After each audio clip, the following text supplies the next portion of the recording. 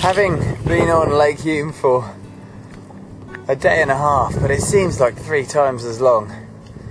We've battled big headwinds and waves and open water psychology to a very small degree. Our time on the lake has almost come to an end. Pete? Almost at the end, how do you feel, mate? I'm glad my stretch is over.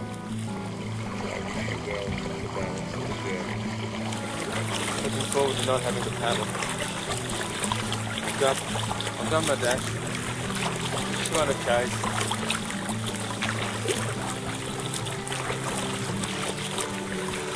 I'm used to pushing a biro around the desk, not a canoe around the river.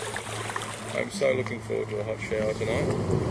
Having a quiet cleansing ale or two with Timmy, and heading home and being in my own bed tomorrow night. Spend the weekend catching up on the week's work I haven't been doing. You seem almost desperate to leave the river. Are you going to take any fond memories with you? Oh, they're all fond memories, and they'll be fonder as time wears on. It's just right now they're etched in. They're very close. They're raw.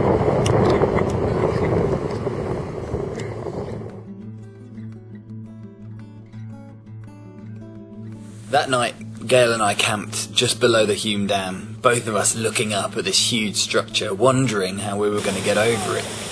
Luckily, the next morning, we took a visit to the dam and met Tim Tanner, the state water representative responsible for looking after the Hume. Tim was kind enough to bring his trailer down and drag our kayaks up over the wall.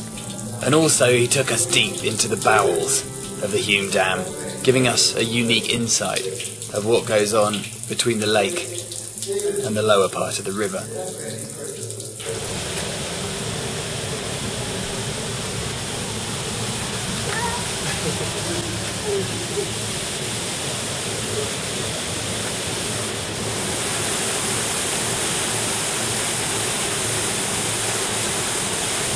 We're about to get back on the Murray.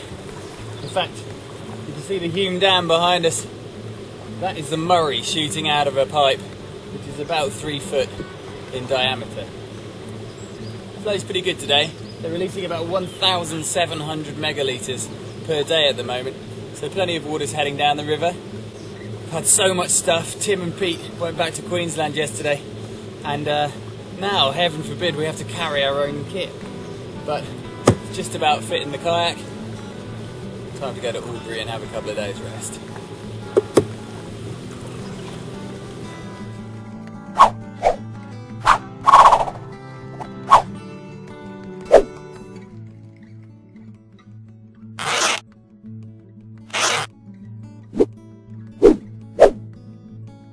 We're about 1 kilometre below the Hume Dam, and it feels like we're travelling along a completely different river.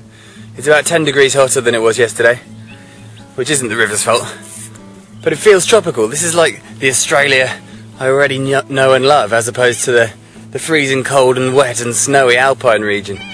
There's turtles on rocks, reeds like mangroves, almost like really thick dreadlocks just coming up and brushing the surface, and we're just paddling through them. There's a little bit of flow coming from the dam. Ibises and big red gums, and there's a Frenchman who hails from Wales as well. I'm stuck. There's a little, and may I say, very hidden sandbar. And Gail was trying to get a shot and he said, hurry up, hurry up. And I just stopped. I hope you're happy with yourself. Made my day. We've been going for about 12 days now. We've been on the river paddling for 6 of them, and these are the first people that we've seen. Yeah! We're all savages. There's even an armchair. Have a look at my boat that I originally made. It's in there, and pool noodles. Oh yeah, it's all built. Pool noodles. Started off with 10 pool noodles, but it kind of didn't work. It was a pirate ship. They have inflatable rafts. They've even got a small kayak or two. There's an armchair. And that's Reginald. There's a boat made out of noodles. And there's an inflatable horse thing. It's called Reg. Is it a horse or a kangaroo? It's a horse. It's a horse. It's blue. That's definitely not a horse.